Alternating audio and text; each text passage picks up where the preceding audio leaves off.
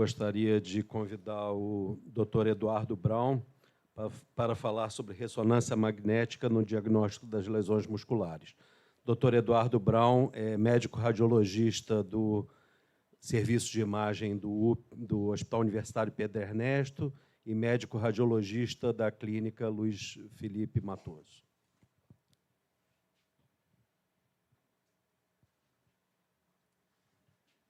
Obrigado, Alexandre. Obrigado, eu queria agradecer a todo mundo que está participando desse projeto da UERJ com o Vasco, principalmente ao professor Mogami, que é a nossa locomotiva, aí, que está puxando esse trem a todo vapor, desde o início, incansável. Obrigado aí, Mogami, por tudo. Eu estou aproveitando muito, tenho aprendido pra caramba, troco direto informação com o Cláudio, super sempre disponível para discutir os casos juntos. E agradecer também a Patrícia, que veio apresentar a aula dela hoje aqui. A gente trabalha junto lá fora, no particular, que ela tem muita experiência, então, muito legal.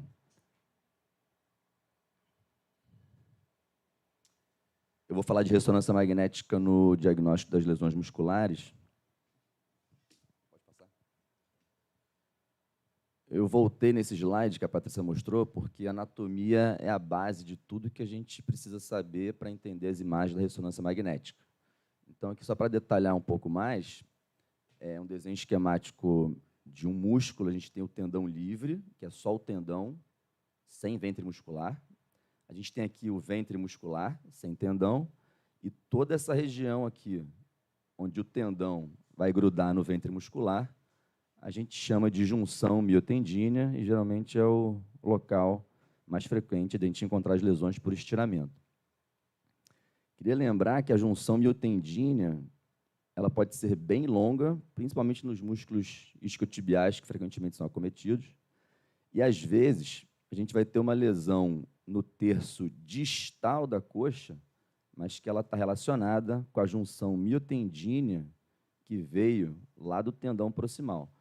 E essa descrição a gente tem que colocar de forma bem clara no relatório, para o ortopedista que for receber isso, saber exatamente do que a gente está falando.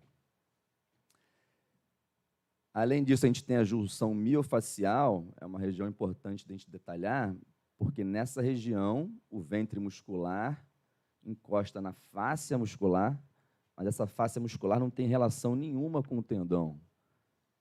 Ela não se continua com o tendão. E aqui, geralmente, são as lesões menos graves, como a gente vai ver mais para frente.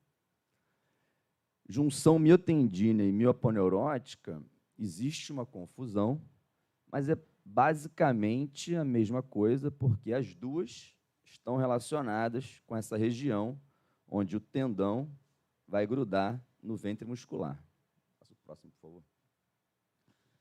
Então, aqui, imagina que esse aqui é o músculo, a gente vendo ele de frente, e aqui, nesse desenho esquemático, é como se a gente estivesse fatiando o músculo, a gente fatiou, e agora está vendo ele de topo. Então, aqui a gente tem o tendão livre e o ventre muscular. À medida que eles vão se juntando, são as representações aqui da junção miotendínea. O tendão pode ficar numa porção mais periférica, ele pode assumir uma configuração mais central no ventre muscular, pode ser uma combinação das duas em formato de T, e quando esse tendão, ao grudar no ventre muscular, fica bem achatado, no formato de uma fita, a gente costuma chamar isso de junção mioaponeurótica. Então, é importante reforçar esse conceito, porque, às vezes, isso gera confusão. Mioaponeurótica tem relação com o tecido conectivo que veio do tendão. Miofacial não tem nenhuma relação com o tendão. A classificação que a gente escolheu para o nosso projeto foi a britânica, e aqui a Patrícia já adiantou bastante coisa, mas eu vou reforçar alguns conceitos importantes. A classificação divide basicamente em 3 grupos, A, B e C, dependendo da localização da lesão. Isso é muito importante. Lembrando que esses desenhos esquemáticos são cortes seccionais do músculo, a gente está fatiando o músculo e olhando cada uma dessas fatias. No exame de ressonância magnética, é o que a gente chama de corte axial. Então, vamos tentar entender bem essas imagens, porque depois vai ficar fácil de ver na ressonância magnética. Grupo A, miofacial. Lembrem que é uma região longe do tecido conectivo que vai continuar com o tendão livre. São as lesões periféricas, geralmente de menor gravidade e que cicatrizam em menos tempo. As lesões do grupo B são as na região miotendínea, está aqui a nossa lesão. Ela está na região onde o tecido conectivo do tendão se encontra com o ventre muscular, portanto, elas são mais graves do que o grupo A, mas elas não possuem extensão intratendínea. Então, elas estão nessa região, mas elas não acometem propriamente o tecido conectivo que se continua com o tendão livre. E o grupo C, que são as mais graves, essas sim acometem este tecido conectivo. Acho importante reforçar aqui que o grupo C não precisa estar no tendão livre. Pode ser uma lesão na região da junção miotendínea, mas essa lesão arrebentou as fibras do tecido conectivo que vai se juntar com o tendão livre. E essas são as que demoram mais para cicatrizar. Dentro de cada grupo, a gente pode subdividir 1, 2 e 3, dependendo da extensão do edema e da lesão. 1, 2 e 3. E no grupo C, não existe 1C, porque como ela entra no tendão, ela já é mais grave.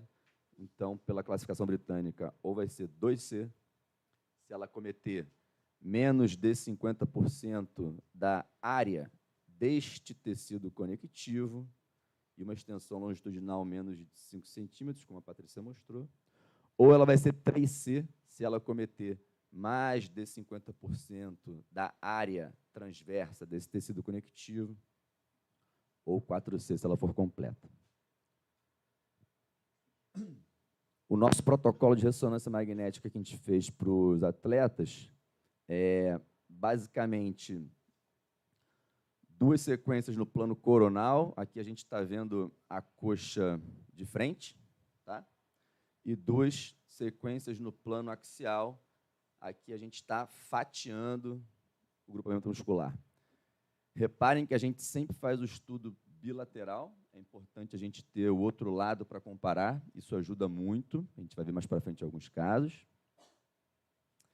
Desse lado de cá, são sequências T1. Basicamente, a gente consegue ver melhor a parte anatômica muscular. Então, sempre que a gente estiver mostrando essas sequências que o subcutâneo está branco e o osso está branco, isso é T1. A ideia dessa sequência é a gente ver a parte anatômica, ver exatamente onde que está a lesão. Então, isso aqui é T1 coronal, T1 axial. Quando eu estiver mostrando essas sequências que são mais escuras, o subcutâneo é mais escuro, a gente chama essa de sequência STIR. Ela é escura de propósito, porque quando tiver um edema, alguma alteração inflamatória por causa da lesão, a gente vai ver uma área mais branca. Então, nessa sequência STIR, ela é muito sensível a edema, então a gente vai usar muito para identificar as lesões musculares. E combinando essas duas, a gente vai localizar a lesão, vai graduar e vai fazer o diagnóstico para ajudar o pessoal do clube a tomar a melhor conduta do paciente para ver o retorno dele. Muito importante a gente colocar o marcador cutâneo. A gente pede sempre, na hora que o paciente vai fazer o exame, colocar o marcador, porque, como já foi dito aqui, esses atletas, frequentemente, eles apresentam lesões em vários locais e muitas delas não são clinicamente significativas e não são o motivo que levaram o departamento médico a solicitar o exame. Então, a gente tem que saber exatamente a região da dúvida para focar como o ponto principal do exame. Então, aqui eu vou começar pelos casos. Paciente de 19 anos, dor anterior, a realizar um passe há 2 dias. Aqui na sequência axial T1, a gente praticamente não vê alteração nenhuma, comparando aqui a coxa esquerda com a direita, é muito normal. Então, a parte anatômica aqui a gente não consegue ver a lesão, a gente consegue ver a anatomia, mas não vê a lesão. E aqui no STIR é quando a gente consegue identificar o local da lesão. Aqui a seta mostrando uma pequena área mais branca. Lembra que o que for branco nessa sequência é o edema, geralmente relacionado com essas lesões musculares. Passo próximo, por favor. Só lembrando a anatomia do músculo reto femoral, isso aqui é um desenho esquemático. Aqui é a porção proximal e aqui é distal. Então, vindo de cima para baixo, a gente sabe que ele tem 2 cabeças, e são 2 tendões, um da cabeça direta, que nasce aqui na espinha ilíaca anteroinferior, e outro da cabeça indireta, que nasce aqui na borda lateral do acetábulo. E aí, à medida que a gente vai descendo, eles vão grudando no ventre muscular. Aqui a gente está fatiando o músculo. Então, isso aqui é a representação do que a gente consegue ver no plano axial. Então, aqui a cabeça direta, à medida que ela vai grudando no ventre muscular, ela vai ficando mais achatada, mais superficial na porção anterior. Então, aqui é a junção mioaponeurótica proximal da cabeça direta, enquanto a cabeça indireta, ela vai entrando no músculo, ela assume uma posição mais central e ela forma aqui esse tendão central bem no meio do ventre muscular. Na porção distal, vai surgindo aqui a aponeurose posterior, essa vai se continuar distalmente, formando uma das lâminas do tendão quadricipital que vai lá para o joelho. Voltando para o nosso caso, a gente vê que o edema está na porção lateral do músculo reto femoral, mais ou menos no terço médio da coxa. Então, a gente localizaria essa lesão mais ou menos aqui. Se a gente for voltar para a classificação britânica, a gente vê que essa região não tem nenhuma relação com junção miotendínea, nem mioaponeurótica. Então, a gente vai colocar essa lesão no grupo A, miofacial, longe da junção miotendínea, sem nenhuma relação com o tecido conectivo que vai se continuar com o tendão. Então, uma lesão mais leve. Passa o próximo, por favor. Dentro do grupo A, a gente vai tentar classificar entre 1A, 2A e 3A, como a Patrícia já mostrou. Esse edema aqui é muito discreto. Se a gente pegar aqui a área seccional do músculo, fizer uma conta de olho, com certeza ela representa menos de 10% da área. Então, a gente aqui consegue classificar essa lesão como a mais leve de todas, 1A, e o paciente volta a jogar em pouco tempo. Passa o próximo, por favor. Paciente de 17 anos com dor súbita posterior. Aqui, T1 no axial, a gente não consegue ver muita coisa, mas no STIR, a gente identifica essa área mais branca. Branca aqui no STIR é edema, nessa região posterior da coxa. E aí a gente volta no T1 para tentar localizar melhor onde que está esse edema. E aí ele corresponde exatamente a essa região aqui. Esse é o músculo semimembranoso, bíceps femoral, semitendíneo, semimembranoso.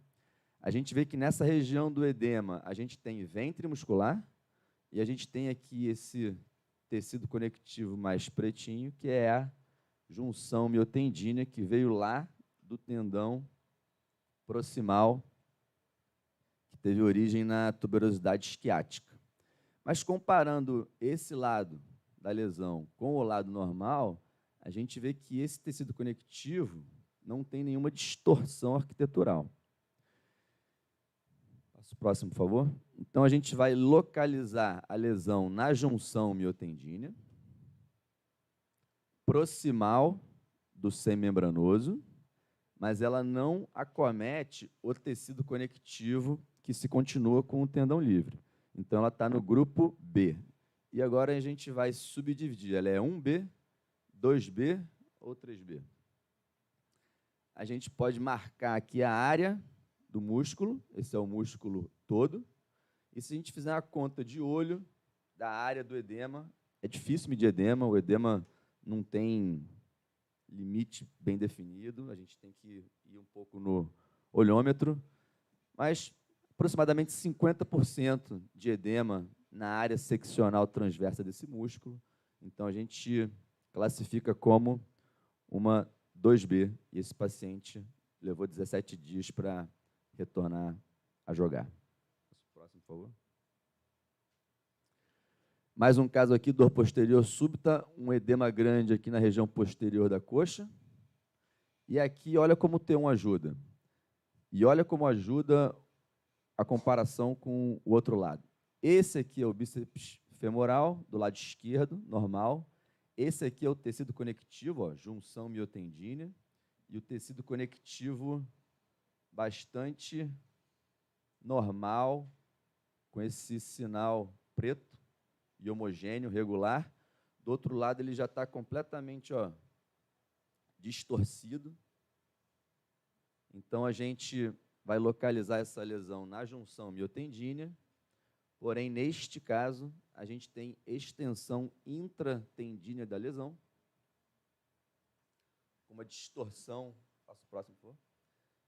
Aqui, se a gente for pegar a área do tecido conectivo, não é a área do edema mais. A área deste tecido conectivo aqui, a gente tem um acometimento maior do que 50% da área tendínea. Passa o próximo, por favor. Agora aqui é aquela sequência STIR, mas no plano coronal, como se a gente estivesse vendo o paciente de frente. Olha como é bom ter o outro lado para comparar. Esse aqui é o tecido conectivo da junção miotendínea do bíceps femoral normal do lado esquerdo. E no lado direito, a gente vê que ele começa normal, mas depois ele estoura aqui, fica com esse aspecto ondulado, um extenso edema aqui, ó, pegando grande parte da coxa. Aqui num desenho esquemático seria exatamente esta região aqui, ó, junção miotendínea. Olha como essa junção miotendínea é longa. E olha como essa lesão aqui, ela cometeu mais de 50% da área transversa do tecido conectivo e por uma extensão maior do que 5 centímetros. Passa o próximo, por favor. Esse aspecto ondulado traduz para a gente que esse tendão perdeu a função de tensão dele, então uma maior gravidade. Passa o próximo, por favor. Cometendo mais de 50% da área tendínea. Uma lesão 3C, uma lesão grave. Esse paciente ficou 43 dias para se recuperar. 18 anos, trauma direto a 6 dias. Sequência STIR, dos dois lados, aqui corte axial e aqui no coronal. A gente vê um edema grande acometendo principalmente o músculo vasto intermédio, mas aqui foi um trauma direto, então esse músculo foi esmagado contra a diáfise do fêmur, isso aqui é osso. O edema é muito extenso, mas aqui o mecanismo de trauma é outro, é uma contusão muscular. E esse paciente ficou 18 dias fora. Passa o próximo, por favor. Então, mostrando a importância do mecanismo de trauma, nesses dois casos, você vê que a extensão do edema é até parecida, né? Passa o próximo, por favor. Mas, nesse caso, foi o trauma indireto, acometendo aqui o tendão do bíceps femoral, enquanto outro caso foi um trauma direto. E esse aqui, geralmente, demora mais tempo para voltar do que o de trauma direto. Hematoma é uma complicação que pode acontecer. Aqui, um hematoma grande na região do bíceps femoral com edema adjacente. Às vezes, bastante grande, esse com 18 centímetros e edema em volta. Esse caso não é do Vasco, eu trouxe de fora só para... O Cláudio me olhou aqui assustado, falando, esse caso eu trouxe de fora só para exemplificar. No Vasco a gente não teve nenhum hematoma grande assim. Passo o próximo. E agora, para finalizar, eu vou voltar ao primeiro caso que eu mostrei, aquele primeiro caso da 1A do reto femoral. Passo o próximo. Porque esse paciente, no mesmo exame, a gente também conseguiu identificar que esse tendão central do reto femoral, ele estava espessado. Aqui parece discreto, mas se a gente compara com o outro lado, olha mais uma vez como é importante ter o outro lado. Quando a gente compara com o outro lado, esse aqui é o tendão central normal. E esse aqui está espessado, tá vendo? Passo próximo. Voltando à anatomia, seria exatamente essa região aqui, ó. O tendão central que veio lá da cabeça indireta, né, na sua junção com o ventre muscular. Passo próximo. Aqui no plano coronal também a gente consegue ver, ó, olha como ele é mais espessado. Isso aqui a gente está vendo de frente, tá? E olha o T1 como ele é anatômico. A gente não vê edema aqui, mas a gente vê bem a anatomia. A gente vê bem a anatomia. Então, olha como ele está espessado, se a gente comparar com o outro lado. Esse é o normal. Esse aqui é espessado. Por que ele está espessado? Esse paciente teve um estiramento antigo, fez uma fibrose e cicatrizou e ficou mais espesso do que esse lado. A gente sabe que essas áreas de fibrose podem gerar mais fragilidade nessa região do músculo, mas a gente se pergunta por que esse mesmo músculo fez uma lesão miofacial e não fez uma lesão na fibrose, se teoricamente seria uma região de maior fragilidade. E aí eu trouxe esse artigo aqui recente, do ano passado, que eles fizeram ressonância magnética na época do diagnóstico para graduar a lesão, e aí o atleta ia fazer o tratamento, a reabilitação, e quando clinicamente ele estava liberado para voltar a jogar, eles faziam uma nova ressonância para avaliar como é que estava a qualidade desse calo fibrótico de cicatrização. Passo próximo. E aí o que eles viram? Por exemplo, essa foi a lesão inicial, bíceps femoral, uma lesão importante, pegando aqui o tecido conectivo da junção miotendina proximal com muito edema. 48 dias, isso aqui é a casa do artigo, 48 dias depois da lesão, ele estava apto clinicamente para voltar a jogar. E aí a ressonância foi feita e viu que o calo estava bem maduro. Você vê que não tem nenhuma descontinuidade, não tem nenhum edema. Então, era uma fibrose bem formada e o retorno dele foi normal, sem nenhuma nova lesão. Esse outro caso também de bíceps femoral, acometendo aqui o tecido conectivo da junção miotendínea. 37 dias depois, ele estava clinicamente pronto para voltar, fez a ressonância, mas na ressonância o calo estava um pouco irregular e ainda tinha um processo inflamatório aqui em volta do calo. Quando ele voltou a jogar, ele fez uma nova lesão em cima desse calo que ainda não estava bem formado. Então, vou deixar, não sei, essa pergunta para a gente refletir. Será que vale a pena a gente avaliar a qualidade do calo na hora que o atleta, principalmente esses mais importantes, de alta performance, vão voltar a jogar, para ver se é um calo bem formado, maduro, sem descontinuidade, sem edema, e a gente fica mais tranquilo para liberar esse atleta, ou se o calo ainda está inflamado, ainda está descontínuo, e aqui, de repente, isso pode significar que ele tem um risco mais alto de fazer uma nova lesão no retorno. Acho que era isso. Obrigado.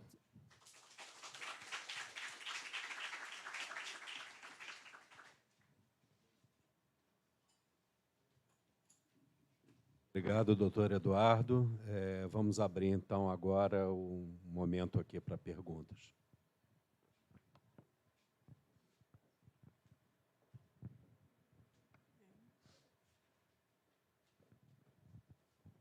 Brau, essa maturação do calo, a gente consegue ver na ultrassonografia?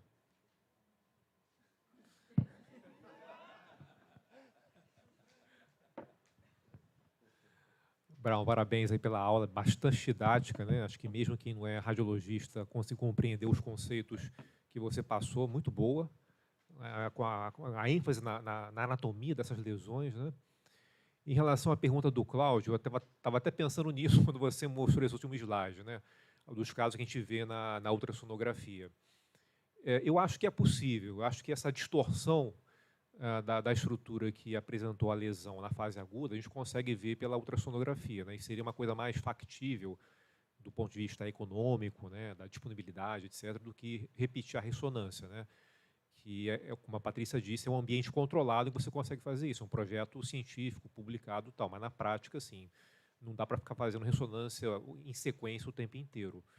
Mas eu acho que é possível, anatomicamente, a gente conseguir definir isso. Eu tenho uma ideia interessante, né, para, de repente, a gente começar a prestar atenção nessas coisas no trabalho.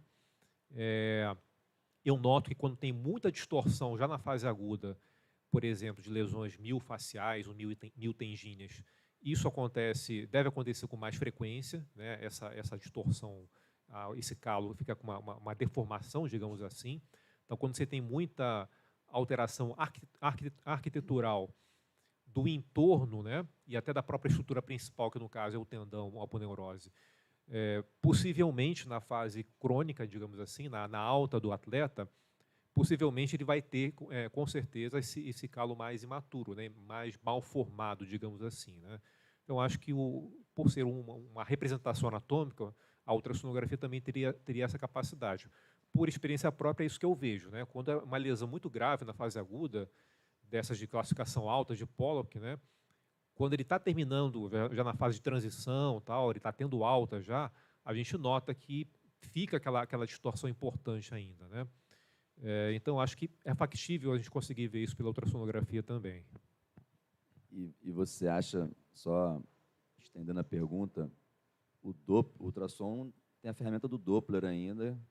Você acha que isso também pode influenciar, assim, fazendo uma analogia ao que a gente encontra aqui de edema, desse calo ainda imaturo? O que você tem visto em relação ao Doppler? Eu vou comentar isso um pouco mais a fundo na minha palestra, mas em relação ao Doppler, eu acho que ele tem mais utilidade na definição da atividade ou não do processo inflamatório, digamos assim. Se você pega assim, o extrato dos atletas que fizeram exame com a gente, mais ou menos um padrão é de que em 3 a 4 semanas você ainda tem hiperfluxo pelo Doppler, naqueles que tem, né? E esse hiperfluxo é mais comum nas lesões graves. Então, quanto mais grave, quanto mais alto na classificação de Pollock, mais provavelmente ele vai ter presença de fluxo vascular pelo Doppler, e também, se a gente graduar isso pelo Doppler, a gente tem feito isso, ele vai ter um grau também aumentado de hiperfluxo vascular. Quando vai chegando lá pela 3ª, 4ª semana, que mais ou menos é o período que o atleta já entra na fase de transição, eu estou dizendo em termos de estiramento, você nota que aquilo vai cedendo, né? Ou ele reduz totalmente, ou então tem uma persistência muito tênue, mas não tem a ver necessariamente com a questão da cicatrização, né? O que vai acontecer se o calo ele é um calo bem formado ou não.